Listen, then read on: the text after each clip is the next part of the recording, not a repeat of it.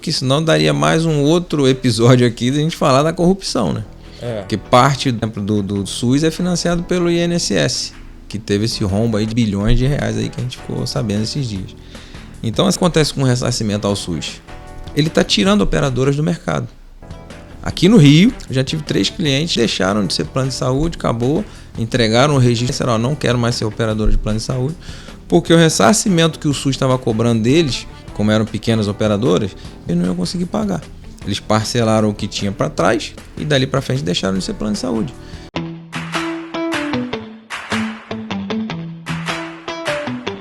Olá pessoal, seja bem-vindo a mais um episódio do Conecta SBF. Antes de a gente iniciar, curta, compartilhe, deixe o seu like, que é muito importante para o nosso crescimento, para impactar cada vez mais vocês. Hoje a gente está aqui falando com o Fábio, que é um especialista ali na área, é um atuário que trabalha muito com a gente da SBF em clientes de operadora de saúde.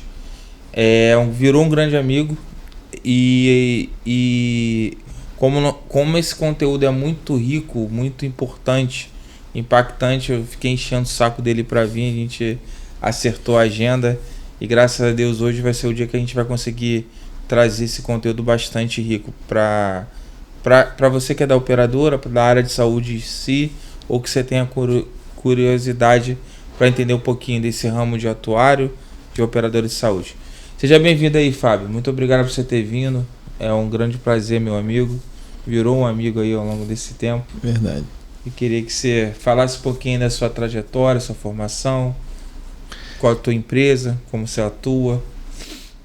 Perfeito, obrigado aí pela oportunidade. Não, obrigado pela oportunidade aí, pela honra aí de prestigiar aqui o seu canal. E na verdade assim, sou formado desde 2004, né, em Ciências Atuariais, um curso pouco conhecido do público em geral, mas o segmento específico que conhece essa parte de seguro, saúde, previdência, capitalização, mas no público geral é pouco conhecido. E o mercado de saúde suplementar, que é o foco que a gente vai falar hoje também, ele tem muitas dúvidas, tem muitas particularidades, que eu acho que vai ser importante a gente abordar aqui, esclarecer numa linguagem simples para o pessoal conhecer. E estou feliz aí com a chance de a gente poder disseminar um pouco esse conhecimento. Se também você quiser falar um pouquinho durante o papo, a gente falar um pouquinho da parte de seguro também, né? Pode da ser. Sua área. Você fez faculdade na SUSEP. SUESC. Sociedade Unificada de Ensino Superior. Na Fundação... Na Moraes Júnior, que era do lado. Perto ali, do lado na Buenos Aires. Provavelmente até se cruzou por ali. Verdade. Mas verdade. assim, queria que você falasse um pouquinho do que o atuário faz, né? Então aí você pode falar um pouquinho da parte de seguros, qual é a importância do atuário, que hoje nem tem faculdade mais de atuário, né? Hoje virou uma especialização técnica. Então, como é que é a tua visão ali dessa tua profissão que é tão importante? Qual é as tuas responsabilidades, riscos? O que as operadoras tanto de saúde, de seguro, contratam você e por que tem a sua função? O atuário, ele foi criado, a profissão de atuário foi criada com um decreto de 1966, se não me falha a memória. Então ela é uma profissão regulamentada. O registro do atuário, diferente da contabilidade, do advogado que tem a OAB, ele é controlado e divulgado pelo Ministério do Trabalho. Então nós temos um número de registro no Ministério do Trabalho como atuário. E basicamente o atuário, só voltando um passo atrás aqui, no Rio a gente tem hoje a Faculdade de Ciências Atuariais ainda na UERJ e na UFRJ. Ainda é uma graduação, entendeu? Em São Paulo também tem. Mas cada vez estão formando menos gente. Formando menos. As turmas se formam. A minha turma, por exemplo, em 2004 formou com 6 pessoas. E o meu registro, também só para você ter uma ideia de volume, né? Vamos dizer assim, o meu registro em 2004 foi 1.451. Hoje a gente está em 3.000 alguma coisa. 20 anos depois. Nossa. Se formaram aí, vamos dizer, né? 2.000, atuários em 20 anos. Então é uma profissão que tem pouco, porque também a demanda de trabalho não é comparada, por exemplo, a de um contador, onde todo segmento precisa de um contador, né? O atuário é muito específico. Resumindo, o que o atuário é? É um grande mensurador de risco. Então, em qualquer atividade que tenha risco envolvido, caberia ter ali uma atuação de um atuário. Por exemplo, no segmento de capitalização, no segmento que é o sorteio, né, de capitalização, numa previdência, onde você tem incerteza, caberia ter um atuário ali para mensurar aquilo dali. Seguro de vida. Quando uma pessoa vai morrer? Quanto vai custar isso? Como que a seguradora, no caso, vai cobrar para financiar isso? Quantas pessoas precisam estar envolvidas ali no que a gente chama de mutualismo, no grupo, para poder financiar aquilo dali? Na saúde, quanto vai custar um plano de saúde que tem uma particularidade que nenhum outro segmento tem? O valor da indenização é incalculável. Você pode ter uma internação que custe R$1.000. Ou o cara não internar. Ou o cara não internar, fica um ano ali, não acontece nada. Ou você pode ter uma internação, um procedimento que custa R$2 milhões. Não é difícil.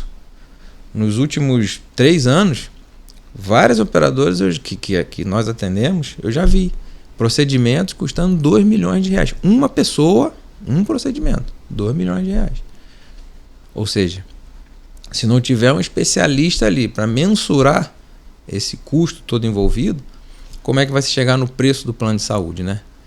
E aí já dando um gancho aqui do que a gente vai falar também um pouco mais para frente, muitas, se não todas, eu ousaria até dizer, todas as operadoras que tiveram problemas nos últimos 10 anos, começou com uma falha na precificação.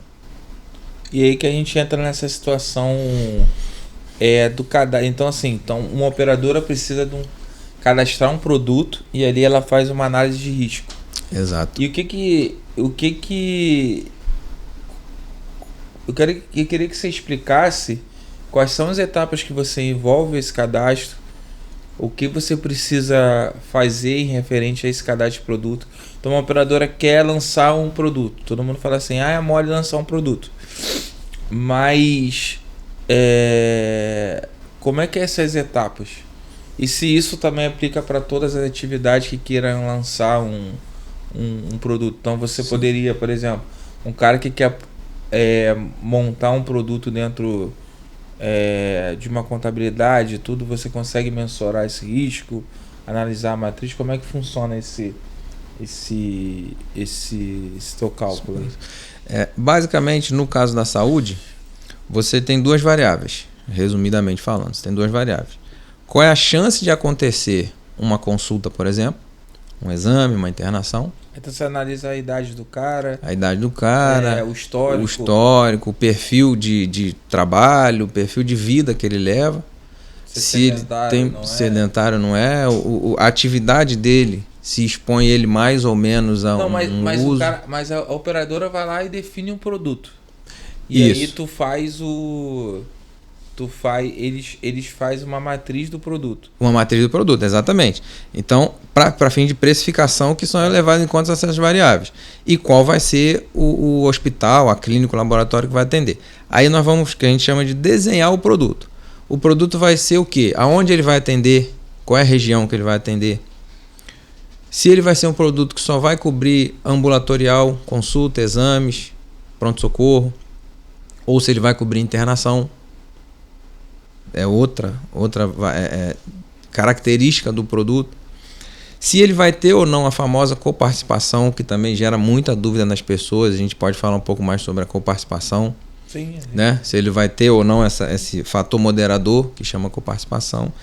Se vai ser um produto empresarial, vendido por empresa para os funcionários. Se vai ser um produto de adesão, onde tem ali uma classe setorial, um sindicato, uma cooperativa, uma associação, ou se vai ser o individual, que é ali a pessoa vai direto lá no plano de saúde e compra. Então tem todas essas características que faz o desenho de um produto. Eu quero um produto que vai atender, por exemplo, no Rio de Janeiro, em 2 hospitais, só vou vender para a empresa e vai ter coparticipação, e a acomodação desses hospitais, que pode ser enfermaria ou apartamento, vai ser enfermaria. Vamos supor que esse produto custa X. Se a acomodação já mudar para apartamento, o produto já custa X mais alguma coisa, porque a acomodação em apartamento é mais cara do que a acomodação em enfermaria. Tudo é precificado. Tudo, exatamente. Você faz aquele grande escopo do produto, e dali você vai avaliando essas variáveis para comprar o seu preço final do produto. Então você determina o preço do plano de saúde das operadoras? É a função do atuário determinar o preço do plano de saúde das operadoras. E aí o comercial... Preço de custo ou o preço final já com a preço margem? final, preço final. Já Porque já com a margem. Porque depois então disso ele tudo... passa a margem que ele quer operar. Isso, exatamente. Depois disso tudo, olha, o preço de custo é esse, estimado. Aí o empresário vai dizer, não, mas eu preciso de tanto para custear minha despesa administrativa, quero tanto de lucro, tem impostos, tem despesa comercial, que é bem alta, inclusive no segmento de saúde. Aí isso tudo é acoplado ao preço de custo para chegar no preço de venda. Então você é o braço direito ali do cara que quer, do plano de saúde, né, das operadoras, que querem chegar nesse patamar. Então fale um pouquinho da coparticipação, como funciona, e depois se o atuário também atua em outros segmentos, a não ser assim, porque até gerou essa curiosidade agora. Então, se qualquer pessoa que queira montar qualquer produto em qualquer segmento pode te pedir ajuda como atuário para poder fazer essa análise de risco? A coparticipação, ela é um grande aliado quando a gente tem uma expectativa de uso moderado do plano de saúde. Porque, em média, ela diminui o preço do plano de saúde por mês em 30%. Mas por que ela diminui? Porque traz um senso de responsabilidade no uso do plano para as operadoras. Sim. Ou porque é a parte financeira mesmo? A parte financeira é o menor impacto, eu diria. Traz uma recuperação de custo, porque se você paga uma consulta e você tem uma coparticipação, a operadora tem uma recuperação daquele custo daquela consulta. Mas ela tem também um fator ali que chama de moderação do uso. Evita o uso abusivo. É mais importante. A moderação do uso do que... Exatamente. Que propriamente dita a redução financeira. E além disso, né, o próprio cliente ele vira um auditor da conta médica hospitalar. Porque se chega uma coparticipação para o cliente de um procedimento que ele não fez, ele vai dizer para a operadora, olha, eu não fui nesse prestador, não fiz esse exame. Não fiz essa consulta, não fiz... Aí a operadora vai auditar aquele prestador e dizer, ó, o beneficiário veio ou não veio no dia que fazer esse procedimento? Qual é a prova que você tem? Então ele tem a recuperação financeira, tem o uso adequado do plano e tem a auditoria que o próprio cliente já faz no plano. Então é um grande motivador. E o atuário ele atua em diversos segmentos. Bancos podem precisar de um atuário para fazer projeções financeiras de longo prazo.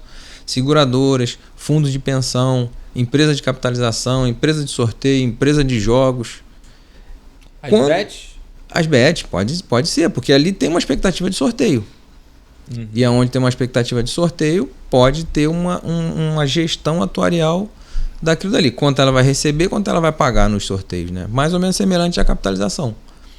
Que a gente já tinha a capitalização tradicional. E nessa perspectiva de produto, né, de plano de saúde, do que você cadastra, queria que você falasse ali o porquê na tua visão atuarial existe as glosas. É que o cliente não está alinhado ao produto. Glosa, quando eu falo assim, existe a glosa entre a operadora e a prestadora, aí é uma coisa. Não sei nem se o termo é glosa, mas aquelas não autorizações negativa, as negativas, tá reformulando, como é que é a negativa de atendimento na perspectiva do produto, porque muitas vezes o cara contrata o produto, não lê como o produto funciona 100%. Sim. E ali tem algumas negativas que o plano remete à assinatura do contrato. Aí a pessoa que está ali vai lá e bota na justiça, entende que o plano teria que cobrir.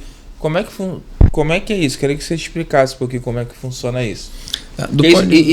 Esse tema é muito sensível, porque tem gente que enfim, tem agora autismo, tem essa situação toda, e o governo tem uma prática, né, de sempre vai entubando o empresário para ganhar popularidade.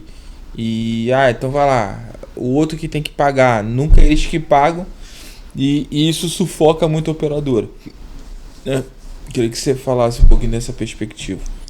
Eu acho que aí é uma mistura de várias questões. Por exemplo, o rol.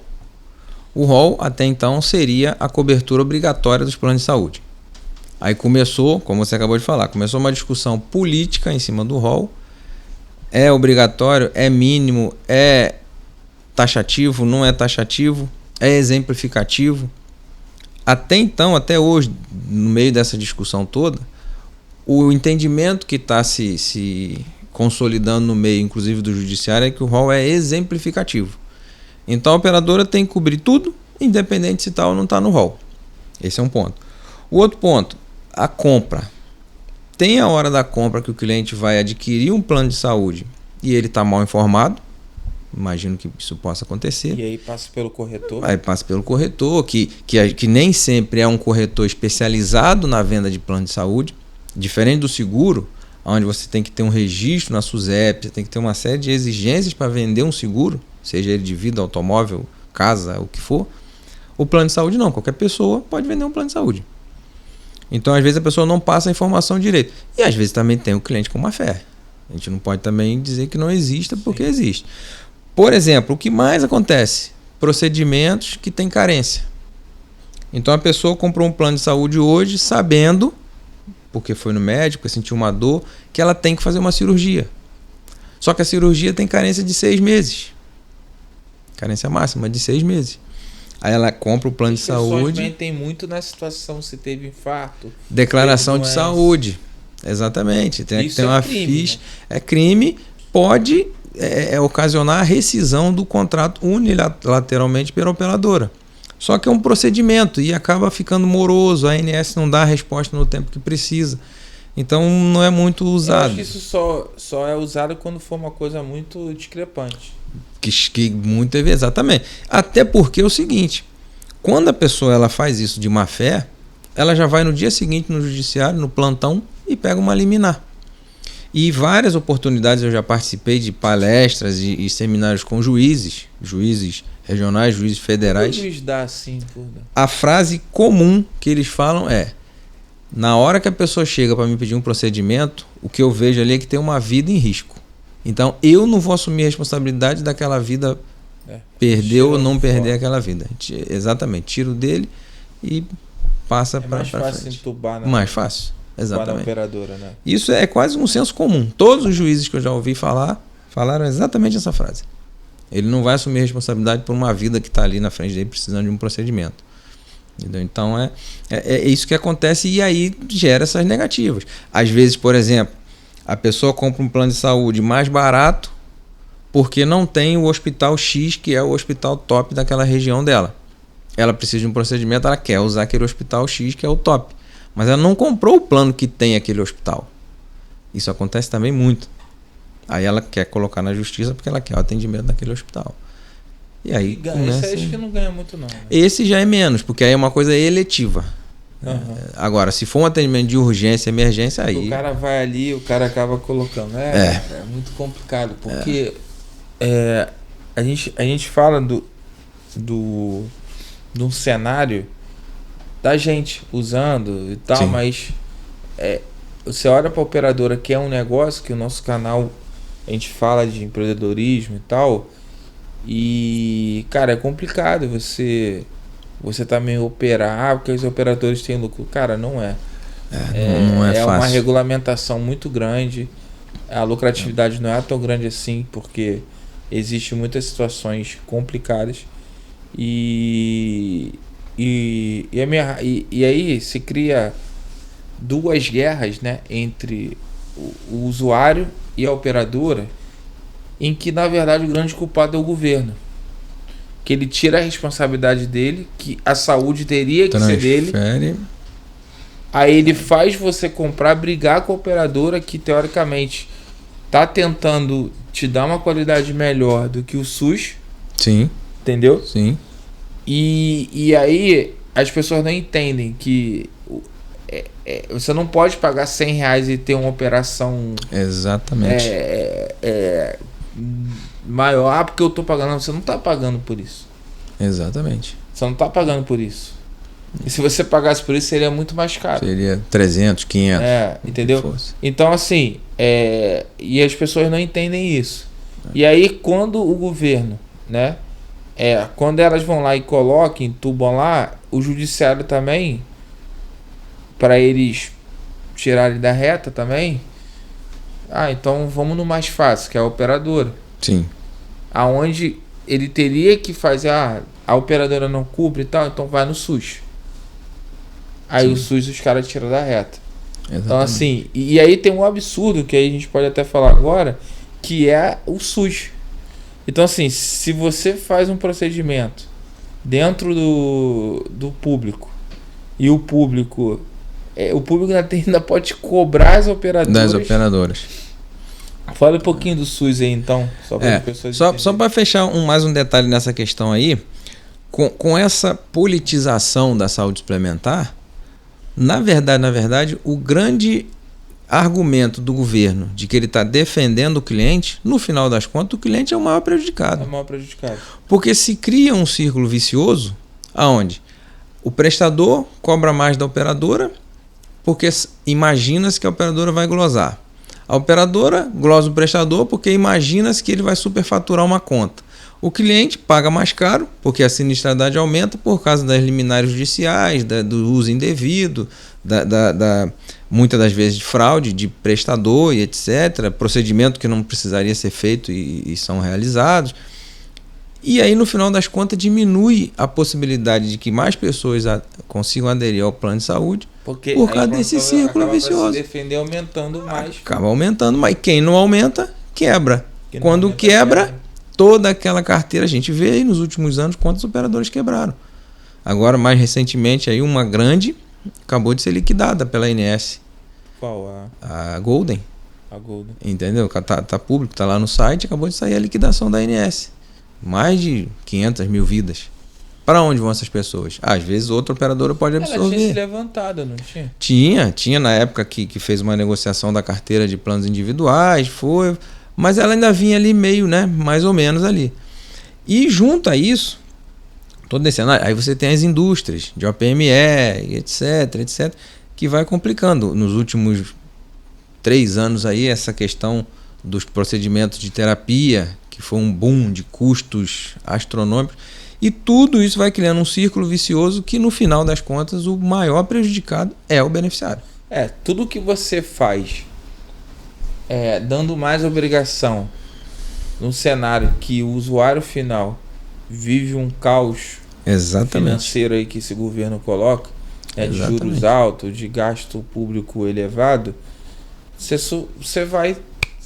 Porque assim, beleza, se você está aumentando e tal, e as coisas vão evoluindo, se o salário mínimo não aumentar, se as empresas tiverem mais lucratividade, pode dar um plano melhor, daria tudo certo. Sim. Mas aí não pode, eles vão cortando para baixo. Aí às vezes corta um escritório, aí no escritório corta a pessoa que faz a faxina. Exatamente. E aí a pessoa que faz a faxina já não pode fazer mais o plano, vai pro SUS, teoricamente. Então, aí as pessoas mandam embora para acertar as contas, diminui a coparticipação. A gente teve até que diminuir um pouco aqui da empresa para poder se ajustar. Um exemplo. Entendeu? Então, cara, é um ciclo vicioso que as pessoas não entendem que dinheiro não nasce em árvore. Exato. Dinheiro não nasce em árvore. O plano de saúde, entendeu? Só o plano de saúde já representa mais ou menos 25% a 30% da folha. Então, uma viagem aí da Janja, que gasta 2 milhões, ela impacta todo mundo porque não teve, entendeu? Então, e aí vira um ciclo vicioso, as coisas não conseguem se encaixar de baixo para cima e é isso. Não tô nem entrando no mérito do governo em si, porque tem minha opinião pessoal, mas se o governo não se ligar nos gastos públicos, se não se ligar que olhar a operadora como uma parceira, cara, porque assim, no final, ele mesmo se prejudica. Porque tá tirando um encargo que é dele. O que acontece? A operadora vai aumentar, beleza? Aí o que vai acontecer das operadoras? Vai aumentar. muita gente não vai mais poder ter. Elitizar as pessoas vão para onde?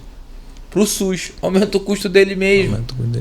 Então, se ele entrasse como intermediador, como justiça, fala assim pro plano, vem cá, qual o plano que você consegue fazer por esse preço? Tal. Tá, então o judiciário, ao invés de punir o plano, puniria também o SUS. Fala, ó, isso aqui realmente não tá, então você vai pro SUS. Sim. Entendeu? Sim. E se enquadrasse ali entre o que você paga e o que você recebe, os planos precisariam aumentar o valor. As pessoas que às vezes não usam e querem ter como uma segurança, que pagam a conta no final. Que faz o mutualismo para atender aqueles que usam. Porque assim, eu quase não uso o plano. Eu pago a conta de um montão de gente. E às vezes o meu plano poderia ser mais barato. Então a coparticipação, ela equilibra isso mais um pouco. Exatamente. Então tu vê que os planos hoje em dia, acho que tem muitos que tiraram o plano sem coparticipação. Você só pode ser com coparticipação. Com coparticipação. Muitos tiraram o plano individual, porque o reajuste é regulado pela ANS. Preferiram pelo plano coletivo, que ele consegue negociar mais ou menos um reajuste, né? E isso a gente não está entrando pela sinistralidade. Pela sinistralidade. A gente não está nem falando, que senão daria mais um outro episódio aqui de a gente falar da corrupção, né? Porque parte, por exemplo, do SUS é financiado pelo INSS, que teve esse rombo aí de bilhões de reais aí que a gente ficou sabendo esses dias. Então, assim, e nesse cenário, o que acontece com o ressarcimento ao SUS? Ele está tirando operadoras do mercado. Aqui no Rio, só na cidade do Rio de Janeiro, eu já tive 3 clientes que deixaram de ser plano de saúde, acabou, entregaram o registro para a ANS, falaram, não quero mais ser operador de plano de saúde, porque o ressarcimento que o SUS estava cobrando deles, no caso lá, como eram pequenas operadoras, de hemodiálise, de quimioterapia, radioterapia, explodiu o faturamento deles e eles não iam conseguir pagar. Eles parcelaram o que tinha para trás e dali para frente deixaram de ser plano de saúde. Viraram muitas das vezes clínica de bairro, atendimento particular, cartão desconto, que é um clube de benefício que eles estão chamando aí, que é um concorrente das operadoras que está aí permeando aí o segmento, não tem regulamentação. É um clube, imagina que você cria um clube onde você coloca ali X pessoas com um cartão, X clínicas, aí você pode ter clínica, laboratório, até hospital, dependendo da sua estrutura, que vai atender aquelas pessoas na hora que ela precisar e elas vão pagar um valor reduzido. Uma consulta... Seria mais ou menos pela tabela que as prestadoras cobrariam do SUS? Eu imagino que seja por aí, uma tabela bem reduzida. Porque você imagina que uma consulta, você vai no médico hoje... Inteligente, né? É inteligente. E não tem ANS nas costas, não tem reserva, não tem toda a exigência de liminar. Está crescendo muito esse segmento aí nos últimos anos. E é limitado, ou seja, a pessoa não vai usar da maneira que ela quiser, porque quando ela for usar, ela vai pagar. Uma consulta, por exemplo, da pessoa física custa R$200. Se tem o cartão, paga 80, paga 70. Então essa é a estratégia do cartão que está vindo aí às margens, não é ilegal, mas está às margens da norma, porque não tem... Se um problema maior, usa o SUS mesmo. Usa o SUS mesmo. Aí que tá. A sua primeira. Exato. Isso já tudo... tá na cabeça da pessoa que ela só tem direito àquilo. Não, aí traz duas situações. Primeiro, é o que eu falei, que tudo vai na conta do governo, indiretamente, porque... No final. No final, é ele que vai pagar o SUS. Se o cara não tiver dinheiro, ele vai no SUS. Tu acha que ele vai pagar porque ele quer? Ele vai primeiro tentar o SUS, senão ele tem aquilo ali como uma garantia. Sim. Um serviço um pouco melhor. Um pouco você falou melhor, também. Uma garantia. Exato. Mas, por exemplo, se ele passou resfriado, acha que tá com dengue, caramba, ele vai na UPA. Ele não vai pagar R$80. Exatamente. Entendeu? Exato. Então, é o que a gente tá falando. O governo, ele não tem essa inteligência de achar, então ele acha, né? Pelo menos esse que tá aí, ele acha que tudo vai nas costas do empresário, que ele tem que pagar a conta. Mas ele não entende que no final é ele que se prejudica, porque aumenta os custos públicos, aumenta tudo, porque tudo volta para ele. E também a pessoa, se você apertar um pouco na hora do judiciário também, não olhar as coisas da forma justa, não tô nem falando de mas olha, cara, o cara contratou aqui tal, por que o cara tá pedindo isso? Exato. Bom, não pode, amigo. Desculpa. É a sua vida, ok. Ou então faz assim, ó. Você atende, mas depois você pode cobrar o governo. Pelo menos isso. Depois você vai lá e coloca o governo. Entendeu? Porque senão fica uma conta que não quer que não quer parar. Porque ninguém obriga o hospital a atender o cara. Pô, eu tô passando mal aqui, você vai fazer uma operação de... é o hospital, você é obrigado a fazer. Não, porque o hospital, teoricamente, todo mundo sabe que... Mas por que a operadora faz? Entendeu? Exatamente. E por sua vez, nós que pagamos também para usar o SUS, que o SUS não é de graça. Ele é público, mas não é de graça. Qual é a contrapartida que a gente tem usando o SUS? O SUS vai cobrar da nossa operadora de plano de saúde, no caso quem tem plano de saúde, e aí a gente pagou 2 vezes pelo mesmo serviço. Pelo mesmo serviço. Então exatamente. A equação não fecha no final das contas. E não é questão de pagar. Olha só que bizarro. Você pagou 2 vezes. Aí o que o governo faz? Tem uma lucratividade em cima de você. Sim. Porque ele cobra pro plano de saúde. Exatamente. Então você continuou pagando 2 vezes. Porque você pagou o plano e o SUS. Só que o SUS ganhou 2 vezes. Exatamente. Porque ganhou o que a gente pagou e cobrou da operadora. Ou seja, nessa equação, o governo ele deixa de pagar, a operadora paga e quem pagou 2 vezes? O cliente. Nós, né? Como cidadãos. Os usuários. E que é uma coisa mais bizarra ainda, quando o SUS cobra da operadora, ele cobra uma taxa de administração de 50%.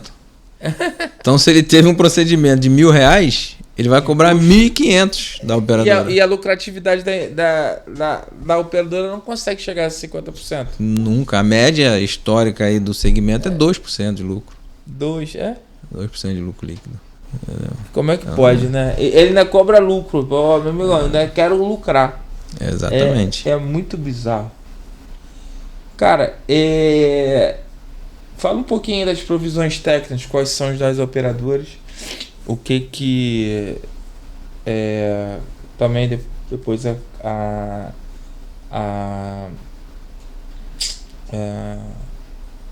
o capital com base em risco, essas coisas todas. Fala um pouquinho ali, pra gente entrar um pouquinho dentro dessas provisões técnicas. Eu acho que provisões técnicas e o capital baseado em risco, a gente vai detalhar mais.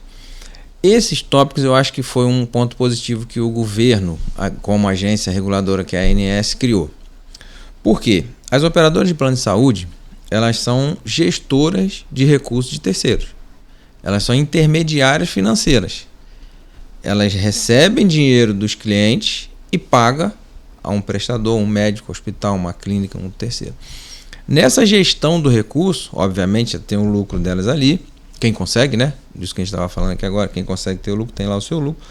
Mas ela não pode se apropriar do dinheiro que ela recebe. Primeiro porque já não é tributado 100% do que ela recebe. Ela é tributada na diferença do que ela paga para o prestador, que o prestador já é tributado lá na ponta, o hospital, a clínica, o laboratório. Então, por ela fazer essa gestão de recursos de terceiros, ela tem que ter garantias para sustentar aquela operação. A mais famosa delas é a que a gente chama de PEONA, que são os eventos ocorridos e não avisados. Então você imagina... Vamos lá. Vamos listar e depois você entra um por um. Perfeito. Então, temos a PEONA, que é a provisão de eventos ocorridos e não avisados. Temos a PESL, provisão de eventos e sinistros a liquidar. Temos a PIC, provisão de suficiência de contraprestação, no caso lá a mensalidade do plano de saúde. Temos a PEONA, que é o eventos ocorridos e não avisados do SUS. E temos também a PESL do SUS. O evento que aconteceu no SUS que a operadora ainda não pagou. Então vamos lá. Basicamente são essas reservas. A PEONA, o que ela significa? Imagina hoje, dia 17, um procedimento que está sendo feito lá no Acre. Uma operadora que tem plano de saúde nacional. Tem um cliente lá no Acre fazendo um procedimento. Aquele prestador, seja uma clínica, um laboratório, o que for, ele vai atender aquele beneficiário, vai processar aquela conta, vai avaliar, até chegar na operadora. Vamos imaginar que a sede seja no Rio. Até chegar na operadora, vai mandar isso para cá mês que vem. até a operadora processar, ver se tem glosa, aquelas coisas todas, não tem. Julho. Ou seja, já se passaram 2 meses. Aí que esse evento vai ser registrado na contabilidade da operadora. Essa é a PEONA, é o evento ocorrido e não avisado, não registrado na contabilidade. Por causa do procedimento normal. Agora, se é um atendimento, uma operadora que tem uma rede própria, um hospital próprio, que o cliente vai hoje lá, amanhã ela já registra na contabilidade, não existe PEONA. A grande E foi esse trabalho gestão que a gente fez, só para deixar exato aqui, nas 2 operadoras que a gente faz junto. A gente alinhou, a gente conversou com as operadoras para poder encaixar dentro do próprio mês, né? Porque ela tinha rede própria, projeto, aquela coisa, essa coisa toda. E aí depois a gente foi fazendo, depois queria que você falasse da PEONA própria. Sim. Então assim, esse ajuste do contábil, do atuário, do nosso trabalho em conjunto, fez uma reversão de quase 500 mil numa operadora e a outra quase 600 mil. E aí, teoricamente, é um dinheiro livre que ela pôde reinvestir em outras coisas. Exatamente. Para você ver o tamanho do que um trabalho bem feito, analítico, consegue gerar. E foi um ponto bem importante que você lembrou, é o seguinte: esse alinhamento de entendimento e de trabalho entre o atuário e a contabilidade. Isso é fundamental. Porque a visão contábil é a visão oficial. É o número final que registra tudo que passou dentro da operadora. E o atuário ele vai, alinhado com o contador, coletar aquelas informações, trabalhar e gerar esse benefício para o empresário, para que ele possa reinvestir, que ele possa pagar as contas às vezes. Então isso é fundamental. Nessa mesma linha tem a provisão de eventos a liquidar, que é o quê? Esse mesmo evento da PEONA, que a partir do momento que ele foi registrado na contabilidade, ele vai ter que ser pago. Até ele... É o PECEL. É o PECEL. Até ele acontecer a tua liquidação, vai ficar lá o a pagar. Basicamente o prestador a pagar. Basicamente o prestador a pagar. Na mesma linha, na mesma lógica, é o do SUS. Ocorreu, não avisou. O SUS hoje está demorando 1 ano e meio para avisar um beneficiário de plano de saúde que foi atendido no SUS. Às vezes leva 1 ano, 1 ano e meio para essa conta chegar na operadora. Diminuiu bastante, já foi mais. Rápido, né? Exatamente, para receber. Imagina se não fosse. E aí chega, a operadora mesmo assim é obrigada a fazer uma reserva para isso. E depois o pagamento também é a mesma coisa, né? A PIC, ela é uma penalidade para quem está com prejuízo. Então, ou seja, se você está com prejuízo no segmento de saúde suplementar, meio que assim, né? Dá teu jeito e faz uma reserva do teu prejuízo. A PIC é basicamente isso. Então, quer dizer, às vezes a operadora está no prejuízo porque teve que provisionar. Exatamente. Aí ela é punida mais uma vez para poder fazer a questão da PIC. A PIC é bizarro mesmo. Exatamente. Foi uma briga, o pessoal brigando, as entidades de classe, Abrange, Unimed, tentando derrubar, ninguém conseguiu derrubar. Por quê? Se a gente olhar friamente, se fosse um sistema perfeito, você pensa assim, faz sentido, porque a operadora tem que estar capitalizada, ela tem que gerar resultado para se sustentar e para suportar as reservas e o capital. Mas o cenário real não é bem assim, né?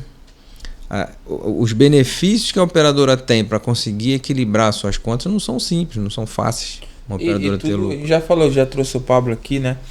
Tudo que a gente faz na operadora, todo o custo que se tem na operadora é muito mais alto que uma empresa normal. Tem custo de autuário, a contabilidade é mais alta, tem auditoria.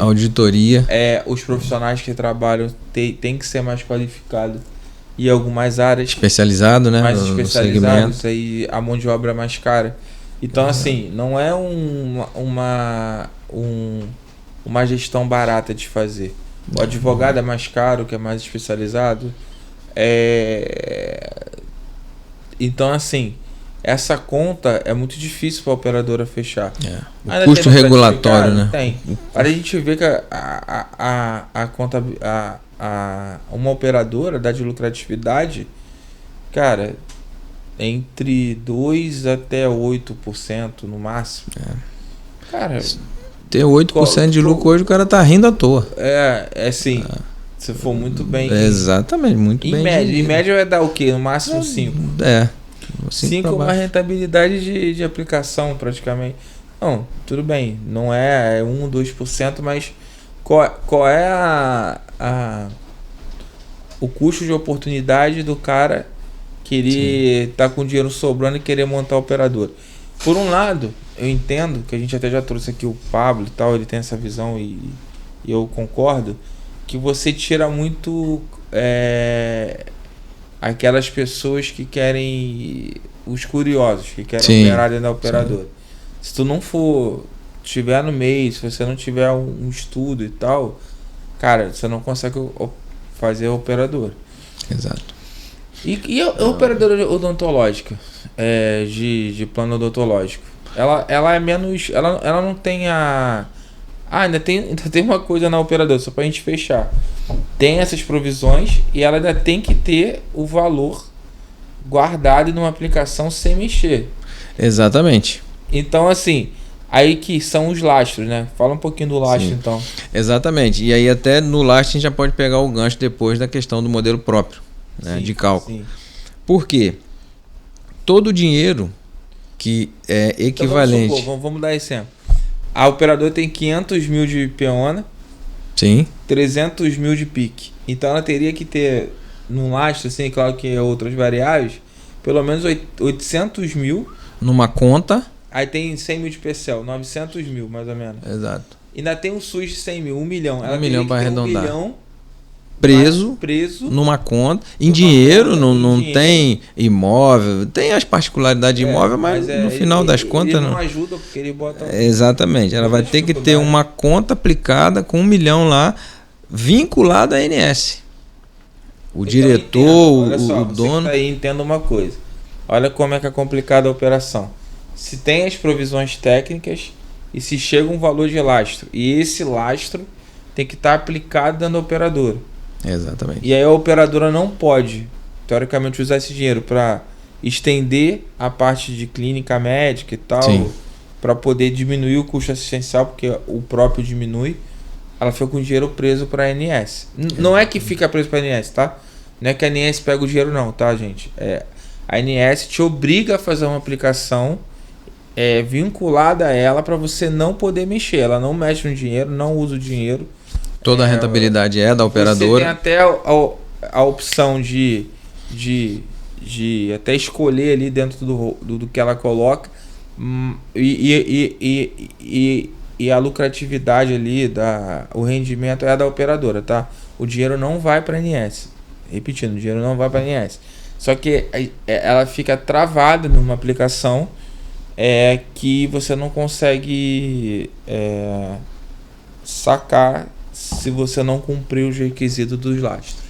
Exatamente. E aí por isso vem o modelo próprio. Sim. Se você tem uma gestão, quando a ANS faz esse lastro, que ela desenha lá na norma o quanto você tem que ter desse lastro, é uma régua padrão para o mercado inteiro. Agora, se a sua gestão é mais eficiente do que aquele modelo padrão, você tem benefícios se você fizer o modelo próprio de cálculo. Uma nota técnica atuarial, obrigatoriamente tem que ser feito por um atuário, com registro no Instituto Brasileiro de Atuários, o IBA, e com o número de registro profissional lá emitido pelo Ministério do Trabalho, tudo direitinho, para assinar essa nota técnica, que foi o que nós fizemos lá naqueles 2 clientes. E aí você faz essa nota técnica, justifica um modelo diferenciado daquele da norma, e vamos supor, nesses 1 milhão que a operadora tinha lá, vinculado nessa conta que a ANS proíbe que ela tenha autonomia para mexer na hora que ela quiser, a gente consegue desvincular uma parte daquele valor. Vamos supor que a gente consiga desvincular 500 mil. A operadora tinha lá o seu 1 milhão nessa conta. Com o modelo próprio, conseguimos desvincular 500 mil. Esses 500 mil vem para o caixa da operadora, para ela reinvestir, pagar conta, girar o seu dia a dia ali. Coisa que não podia antes. Porque ele estava vinculado, nesse modelo que você explicou aí, estava vinculado nessa conta que a ANS deixa lá congelada. Ele descongelou 500 mil daquela conta que estava bloqueada. Esse é o objetivo do modelo próprio. Chega num determinado nível da operadora, por exemplo, hoje a norma diz acima de 100 mil vidas, operadoras que têm hoje mais de 100 mil clientes é obrigada a ter o modelo próprio. Então ela não tem mais a opção de trabalhar com a régua geral. A ANS entendeu que ela já tem uma estrutura de pessoal, de assessorias e atuários e contadores, etc., que ela tem que obrigatoriamente fazer o seu modelo próprio, que pode ficar maior ou menor do que a régua geral, mas ela tem que fazer. Show. E fala um pouquinho então do... E plano odontológico? Qual é a diferença basicamente para plano odontológico? O plano odontológico ele tem não uma... tem a obrigação do lastro, né? Tem pouco, né? Bem menos. Ele tem inclusive o capital exigido para eles é muito menos. Se você tiver menos vida, você não precisa ter lastro. Você não tem lastro, você tem menos exigências lá de demonstrações contábeis e etc., de envio de informação. O custo regulatório do odontológico é muito menor. O custo regulatório é onde você tem lá o envio de informações obrigatórias, o contador, o atuário, a precificação do odontológico é diferenciada, né? Ele tem uma característica engraçada. O odontológico ele tende a ter um uso muito maior no começo e vai diminuindo, a pessoa fica lá anos sem usar. Mas no começo ele tem uma tendência de uso muito elevado. As operadoras ganham muito ali na fidelidade. Quanto mais o cliente permanecer na carteira, a tendência é ele usar menos, gera mais resultado para financiar aqueles que estão entrando. E é muito baratinho, né? É muito barato. Então o cara paga ali, eu vou lá para fazer limpeza e tal. Exatamente. O canal não cai toda hora. Todo mundo foge de dentista. A gente já tem trauma de dentista naturalmente. Ninguém vai fazer exame. Pode fazer uma obturação para ganhar um atestado. Ninguém vai fazer uma obturação para ganhar atestado. Então é mais tranquilo. Exato. E eu acho que essa parte... E também você não vai no dentista fazer... Você não vai no SUS fazer obturação, então não tem porquê. Não existe ressarcimento ao SUS. Ressarcimento ao SUS. O custo regulatório da odontologia é bem abaixo. Tanto que você vê, a gente tem um dificultador, né? Um fator que dificulta a situação do odontológico, a cultura. No Brasil não se tem tanta cultura de plano odontológico. Apesar, se você olhar também nos últimos 10 anos, o crescimento de plano odontológico foi exponencial. Muito impulsionado por quê? As operadoras pegam o plano odontológico e acoplam ele no saúde. Por ter um custo bem menor, você faz um plano de saúde aqui, R$300, eu te dou, entre aspas, o plano odontológico. Já está ali embutido no preço, né? Então, o da Golden era assim. Exatamente, então isso alavancou muito também o plano odontológico. E fala um pouquinho do capital base e risco, porque além das provisões técnicas, as operadoras precisam... ver a questão de patrimônio, de aporte.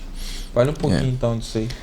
E esse é um ponto também que eu considero muito relevante. Porque não para por aí não, né? Não para por aí não. Técnica, exatamente. O valor que tem que estar colocado, e ainda se analisa a questão do capital social. Patrimonial e do capital. Isso inclusive é pauta para várias discussões que eu já tive nos últimos anos com o empresário. Porque o empresário diz assim, mas não pode, não é possível, a minha empresa tem dinheiro. Como que eu estou insolvente? Porque solvência é patrimônio. Isso. É o capital baseado em risco versus o patrimônio da empresa, o capital social, patrimônio líquido, aquelas coisas que você sabe melhor do que eu. Liquidez é reserva, é provisão técnica, é lucro no final do dia, aquela coisa. O patrimônio, ele é o seguinte, quanto maior a sua empresa, quanto mais clientes você tem, maior o seu risco, maior a sua dívida com a rede prestadora, com as clínicas, com os hospitais, com o laboratório.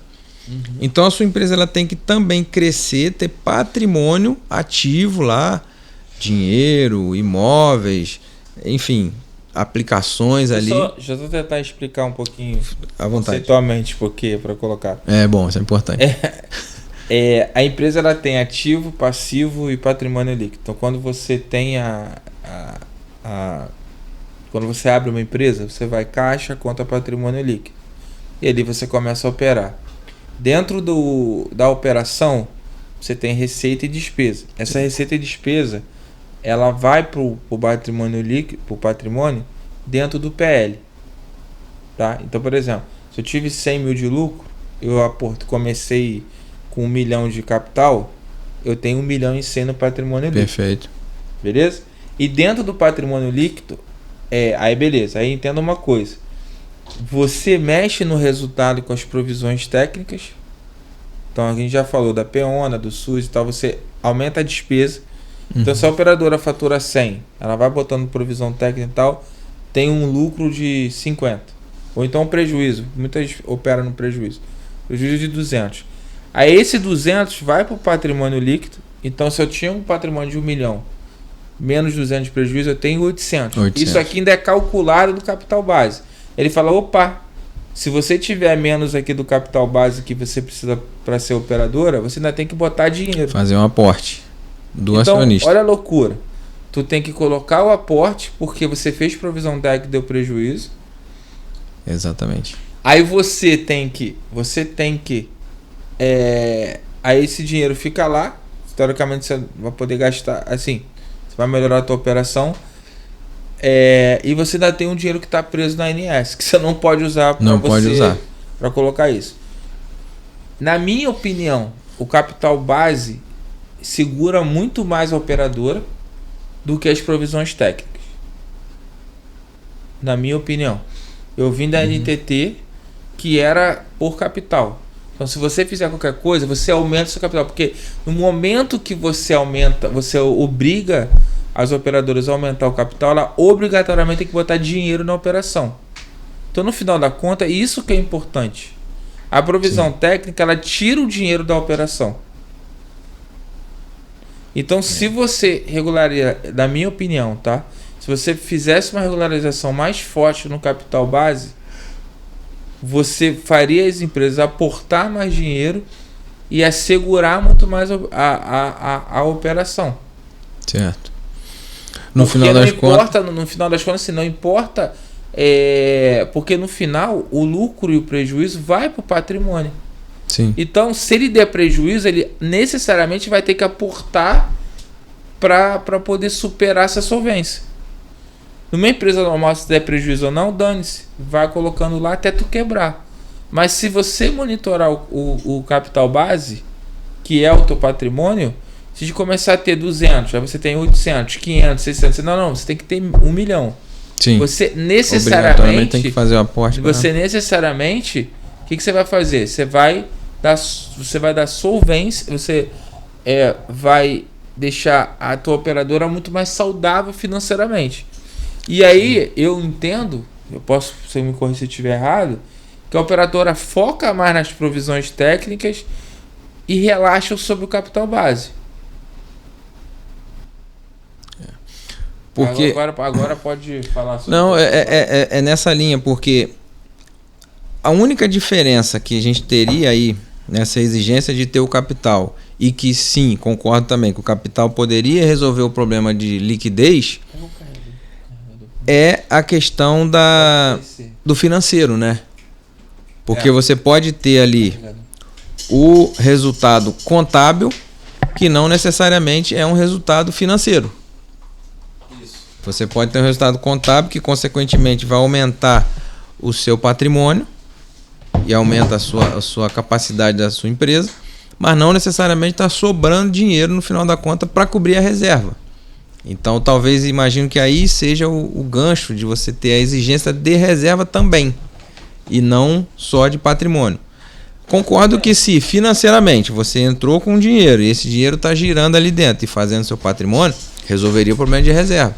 Só que a partir do momento que esse dinheiro, ele, de alguma maneira ali, ele só é um resultado contábil e não financeiro, aí seria interessante você ter também a exigência de reserva. Mas a provisão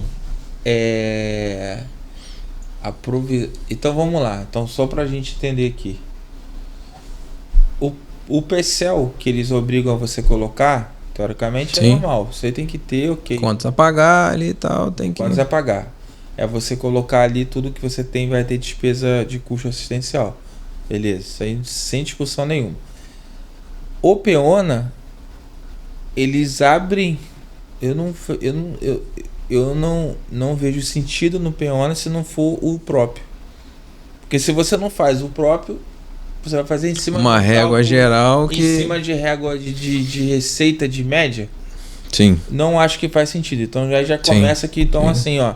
Então você é obrigado a fazer o PEONA atuarial. Se você tem mais ou menos dívida a pagar de atendimento estão sendo acontecido, porque lá você vai ter mais ou menos. O correto de fazer o PEONA é quando você faz o cálculo atuarial. Sim. Porque aquele cálculo médio de você ajustar para cima e tal. E o PIC, para mim, é desproporcional. O PIC para mim não existe. É uma penalidade que não... É uma penalidade. Por exemplo, você falou do segmento de seguros. O PIC... Porque o PIC, sim, poderia ser transformado somente no capital base. Então você aumenta o capital base que você não teria necessidade do PIC. Exatamente. No segmento de seguros, como é que é feito a PIC? Você pega a operação inteira, avalia ela até o final da expectativa daqueles contratos. No segmento de seguros é assim, lá na regulação da SUSEP.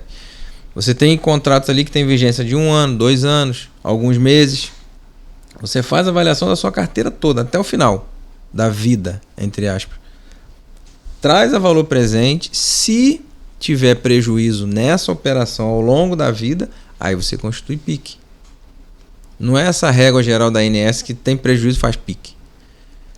Não. Entendeu? É um pouco mais elaborado. De despesa comercial, caraca. No final das contas é como se fosse o índice combinado lá, né? Se ele for maior que 100%, vai dar PIC. É bizarro.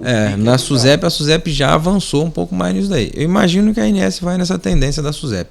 Porque eu acho que o PIC é o principal problema, assim, que é um absurdo mesmo. O Exatamente. PIC é uma situação que... Uma penalidade ali para quem está no prejuízo que... Porque assim, de novo, eu entendo que tudo se resumiria à questão do... tudo se resumiria à questão do capital base. Você podia apertar o cerco do capital base e para mim não faz sentido um pouco. Eles arregar, tipo, a operadora que não tem próprio ser muito maior. Ó, a gente, só para você ter noção,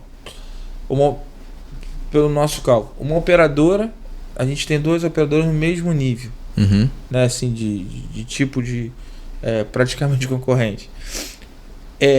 Uma operadora tem a rede própria, a outra não. Uma capital base é 3 milhões, a outra 800 mil. 800 mil. Só por causa da rede própria. 3 milhões e pouco. Pra mim também não faz sentido ser essa discrepância só porque você tem a rede própria. A rede própria não vai te garantir você quebrar ou não quebrar.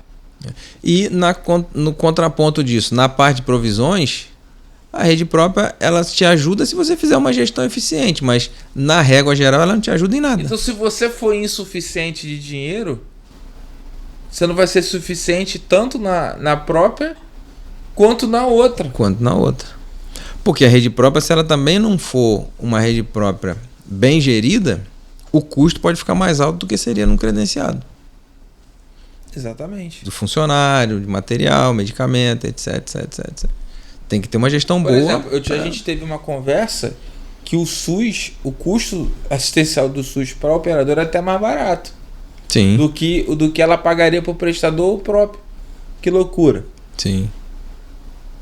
Então, muitos casos é mais barato. Se ela terceirizasse o SUS para fazer o tratamento do cara... E sem contar que vai receber a conta daqui a 1 ano. E vai pagar em 10, 20 milhões. Olha que loucura. Como o sistema também pode ser usado contra ele. Exato, entendeu? Exato. É complicado. Cara, eu acho que a gente já tá meio caminhando pro final, assim, porque é muito tema, senão fica colocado ali. Eu queria que você falasse um pouquinho ali A gente já falou um pouquinho ali do processo, né, da contabilidade dentro dos operadores, o quanto isso é importante. E eu queria que você falasse um pouquinho ali como você tem mais do que operadoras sem ser a nossa parceria ali, e como você vê a diferença, assim, da gente que é mais perto, dos outros que não são, na questão da gestão. Como é que você avalia a necessidade dessa integração entre contabilidade e atuário? Eu acho que quais são os benefícios para a operadora? Exatamente, eu acho que é extremamente importante para a operadora. E assim, não porque eu estou aqui, mas porque é provado, se você pegar os próprios números que estão na ANS, a agilidade que a SBF tem é incomparável no mercado. agilidade nas entregas, fechamentos, entrega de diópsis, etc. Isso ajuda muito. Por quê? O empresário ele passa a ter a visão do resultado dele antes, ele consegue tomar uma decisão, fazer um ajuste, colocar dinheiro, se for o caso, precisar colocar dinheiro. Então essa agilidade é fundamental e é um diferencial enorme. A gente lá na FAC também, que é a minha consultoria, a gente preza muito pela agilidade. Já ouvi, graças a Deus, de alguns clientes que ninguém entrega rápido igual a gente entrega os trabalhos atuariais. Faz diferença muita coisa. Então, quando você tem um trabalho em conjunto, sintonia de atuário e contador com esse objetivo da agilidade, traz um diferencial de mercado enorme. E além disso, visão estratégica.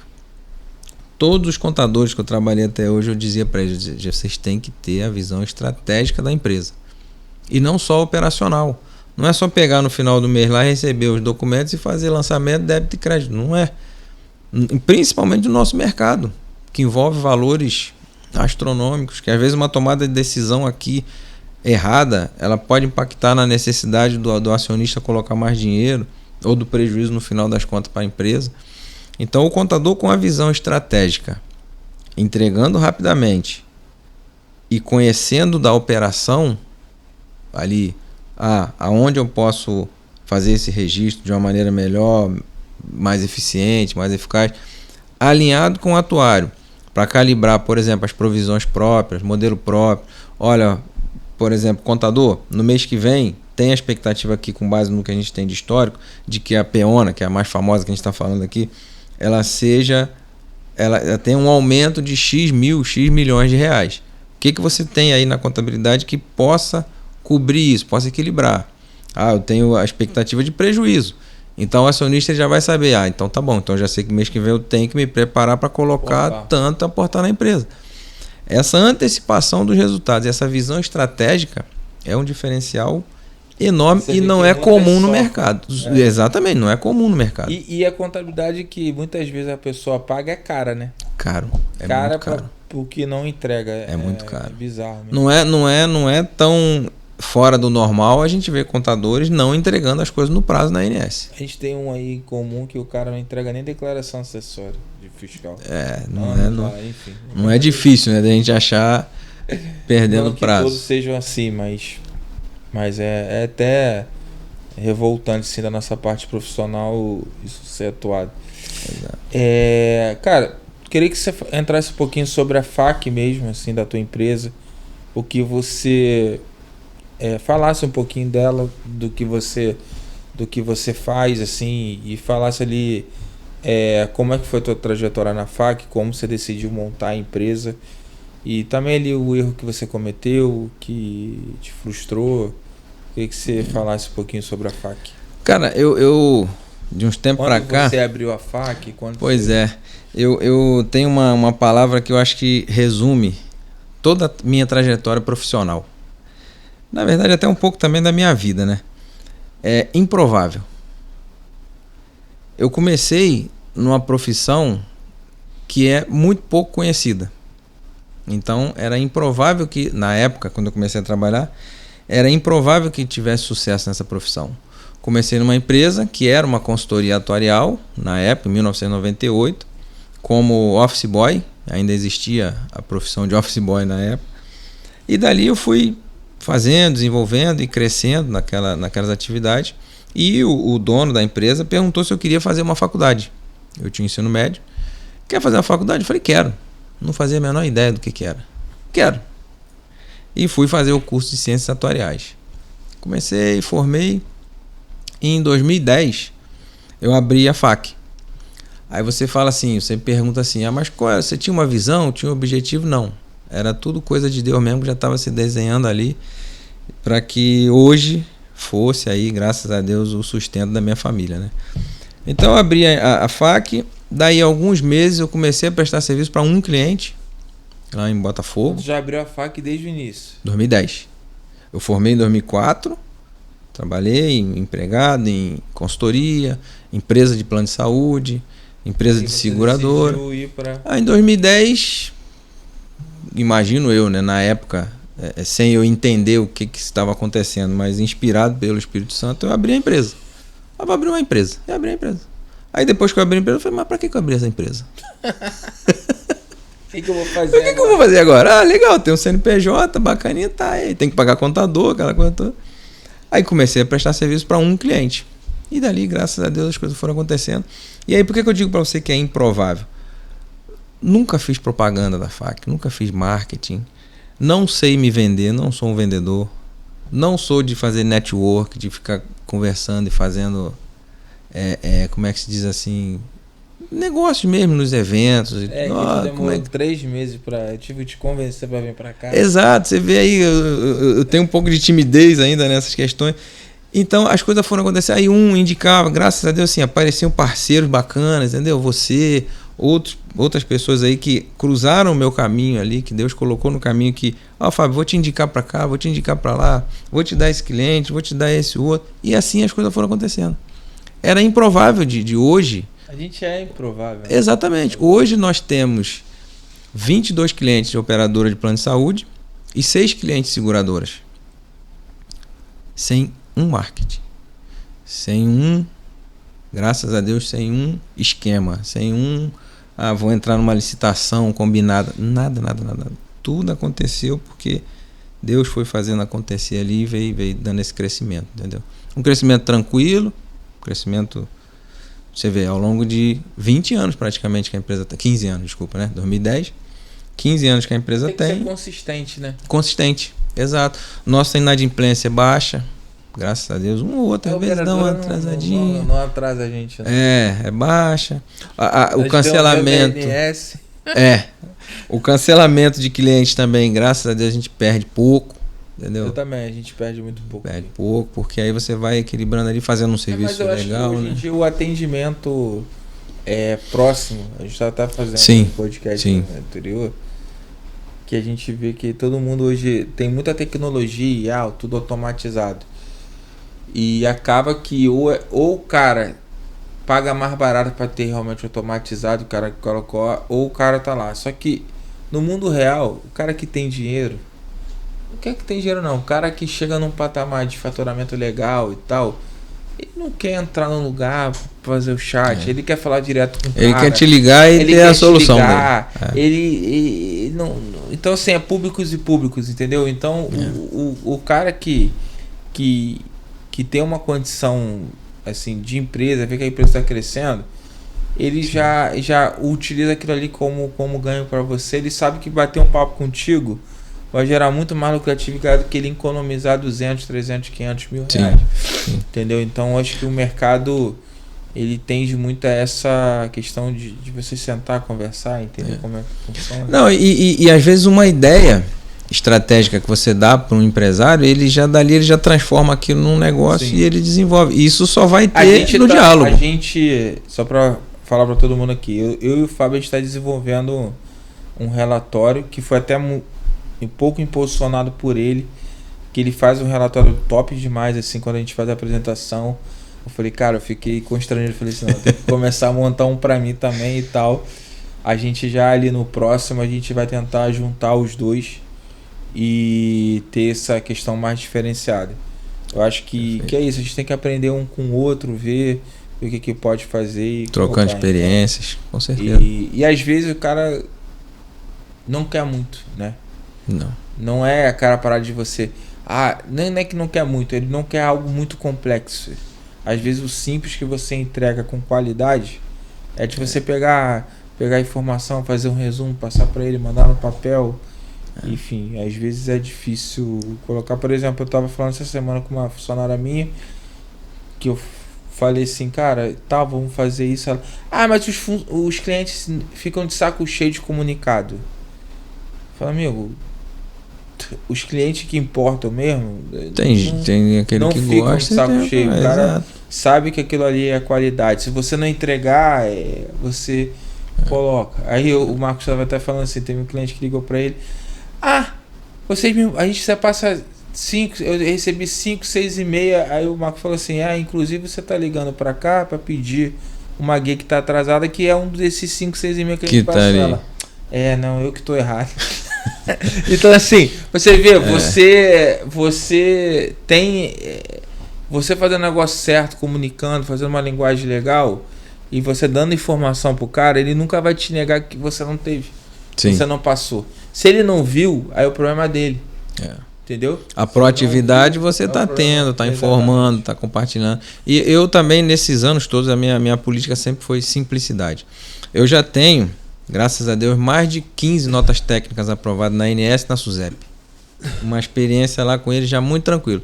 Se você olhar a minha metodologia de cálculo e pegar aí de muitos outros atuários, você vai falar assim, mas essa metodologia aqui é muito fraca. Mas é consistente, é simples. Não tem aquelas fórmulas mirabolantes, não tem aquele grau de dificuldade. Para quê? Para no final das contas... A INS não vai querer. Para quê? Exatamente. O pessoal da INS olha e fala, tá aqui, tá aprovado, tá justificado, acabou. Eu não preciso botar lá que vai e volta. Não, no final das contas, porque você tem uma consistência daquela informação. E se não fosse um modelo consistente, não estava aí sendo aprovado praticamente com 10, 15 dias, né? Com muita tranquilidade. Então a simplicidade vale a pena. E qual foi o erro e frustração? Como é que você lidar com os erros e frustrações dentro do seu negócio? E como a sua fé te ajuda a superar isso?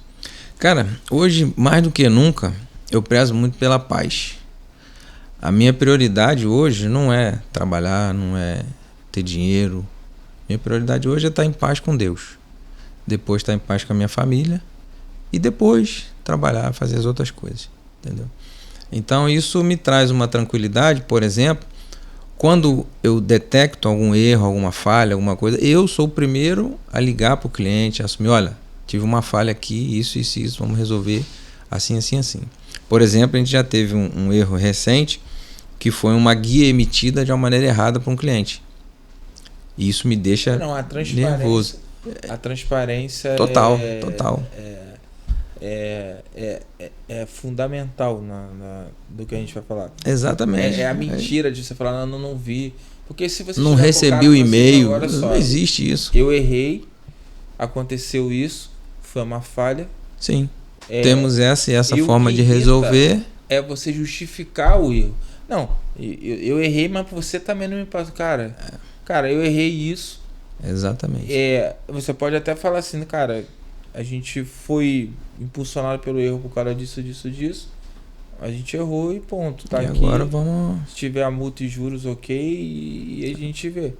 Tem isso aqui para resolver. Então, eu todo dia, sabe, eu luto contra o orgulho, contra a vaidade, porque no final das contas não vai agregar nada. Às vezes é ser humilde mesmo, pedir desculpa, dizer que errou, vamos lá. Às vezes fica aquela dorzinha, né? Porque a gente é ser humano. Não, mas e os erros e frustrações na sua gestão? Na sua gestão assim, como empresa? Que você fala assim, cara, eu era para investir aqui, eu contratei esse serviço, por exemplo, eu montei o escritório e deu errado, aquilo, ou então eu pensei que se eu investisse isso aqui, qual foi o erro dentro da tua empresa, assim, que tu falou assim, cara, eu aprendi e você pode dar de lição para quem tá nos assistindo? Cara, eu acho que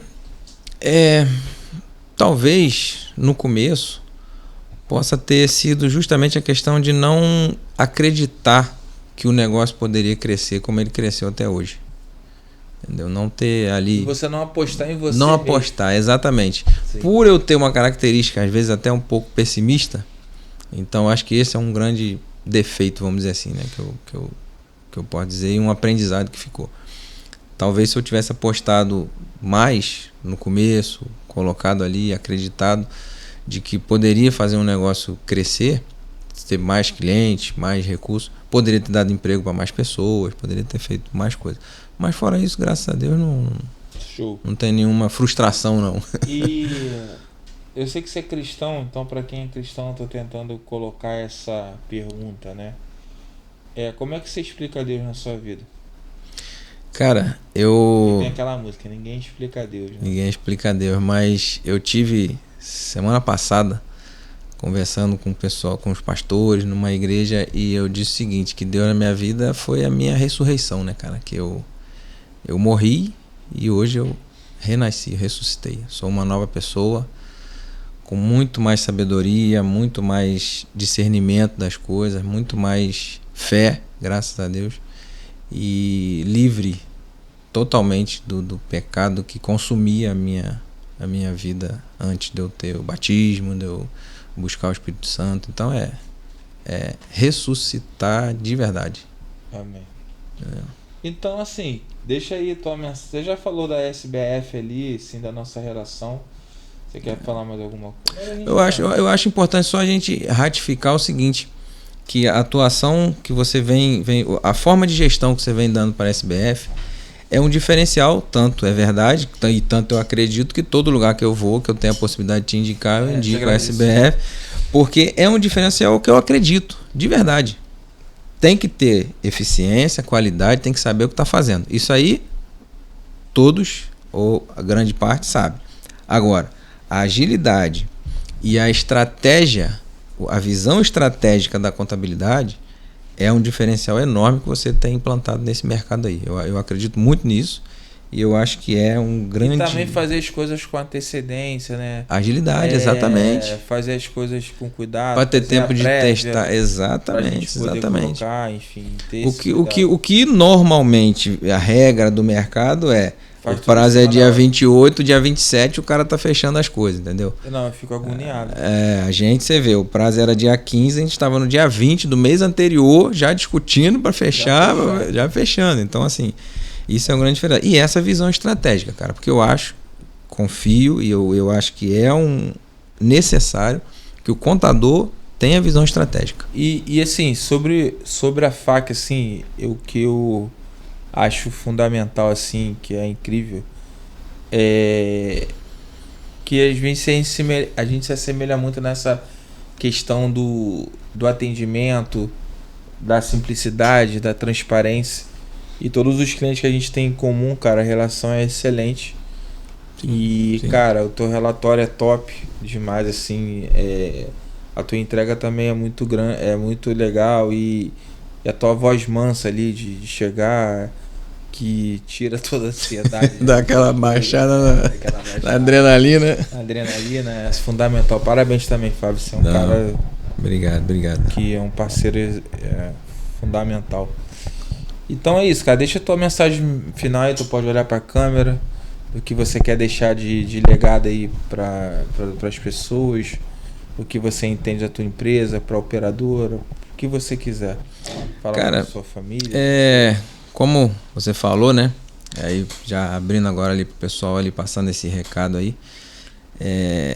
A visão, quando a gente tem uma visão cristã da vida, muitas coisas a gente pensa de maneira diferente do que o mundo está aí forçando a barra para a gente pensar. Então, por exemplo, a educação é fundamental, cursos, faculdade, pós-graduação. O raciocínio comercial é fundamental, você investir, ter estratégia de negócio, querer crescer a sua empresa, é tudo fundamental. Mas se tudo isso não tiver com uma base na fé, um crescimento ali com base na fé em Deus e seguindo ali, não colocando tudo isso como o principal na nossa vida, mas colocando Deus em primeiro lugar, a família, o casamento em segundo e as demais coisas vindo depois, nada disso vai fazer a gente ser feliz de verdade e ter paz. Eu acredito nisso, não é discurso, não é conversa, é o que hoje move a minha vida. É a paz. Você pode ter dinheiro e não ter paz. Mas você tendo paz, e se você não tiver dinheiro, fica tudo bem. Então eu acho que essa é uma mensagem final aí que eu tenho para deixar para todos. Amém. Muito obrigado, irmão. Que Deus te abençoe. Tamo junto. Amém. Fique ligado, foi um conteúdo muito rico. Quem sabe a gente vai trazer em referente a outro tema, talvez com o Pablo aqui também, de novo. A gente discute isso, fazer uma mesa maior aí sobre a operadora. Queria agradecer a audiência, que Deus abençoe a todos. Não deixe de curtir, compartilhar para que esse conteúdo rico chegue a mais operadoras, a mais pessoas. E se você está estudando para ser atuário, entender o mercado, o Fábio, deixa o teu QR Code, deixa tuas redes sociais aí da FAQ, e-mail, se alguém quiser entrar em contato com você, se for operadora. Perfeito, meu e-mail é fabio@facatuarial.com, não tem o BR, é só .com. Tem site? E o site é facconsultoria.com, é o site. E o Instagram é @facconsultoria. Ok? Então fique ligado, se você quiser falar com o Fábio, com a gente, tem aí os nossos contatos, o meu telefone, direto, o que você precisar, tá bom? Não deixe de curtir, compartilhar, que é muito importante pra gente, tá bom? Um grande abraço, tchau, tchau.